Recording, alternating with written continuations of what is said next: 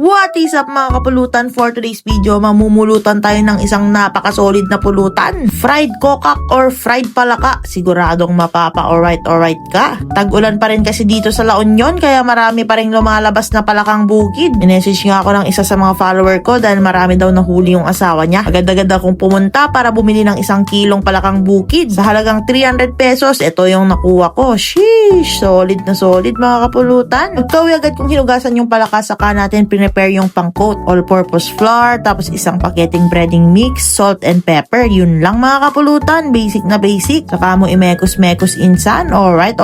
Tinimplahan ko rin pala ng salt and pepper itong mga palaka para may lasa na. Saka natin i-coat sa ating ginawang breading mix. Madali lang naman to mga kapulutan. Para ka lang magpiprito ng manok. I-coat mo lang maigi hanggang wala ka lang makitang laman-laman. Kapag nabalot mo na silang lahat, okay na yan. Magsimula na tayong magprito. Alright.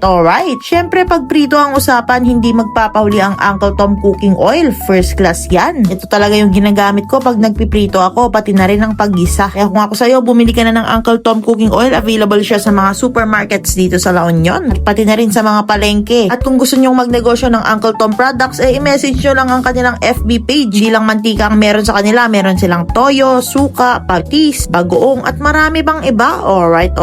Pag golden brown na itong mga palaka, pwedeng-pwede na iset aside muna natin sa paper towel para madrain yung mantika. Hindi na kaya ng isang lutuan, kaya nagprito pa tayo ng second batch. Sa mga hindi pa nakakatikim nitong fried kokak, subukan nyo na mga kapulutan. Mas masarap pa to sa fried chicken ng Jollibee. Pag natikman, makakalimutan nyo ang pangalan nyo. Ang tagal nga ng piniprito ko, di ako makapag-antay, kaya tinikman ko muna tong isang piraso. Grabe, napasayaw na naman ako. Kaya after maprito lahat, iaahon na natin sa mainit na mantika. Siguraduhin mong may nakasaing na nakanin kasi mapaparami ka ng kain pag ito ang ulam mo. Alright.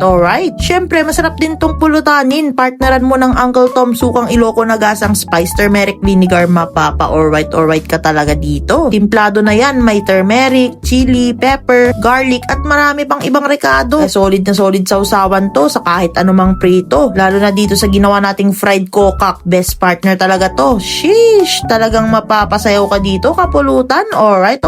Maliban sa ginataang palaka, prito naman yung ginagawa ko minsan, lalo na kung pampulutan. Hindi to kungkang mga kapulutan na palakang bukid to. Karamihan sa mga nanonood sa atin, ito talaga yung kinakain. Pero masarap din talaga yung kungkang mga kapulutan kahit binabash nyo ko doon. Pero itong palakang bukid, masarap din to itinola, ginataan, adobo, prito, at marami pang ibang luto. Pa-comment naman kung ano pang masarap na luto dito mga kapulutan. Baka magawa natin next video. Sa mga gustong umorder pala nitong suka natin, Uncle Tom sukang Ilocos na gasang spice turmeric vinegar, i-click nyo lang yung nasa baba ng screen para madiretso kayo sa kanilang Shopee page. Napaka-solid at napakasarap. Wala na naman akong masabi kundi alright.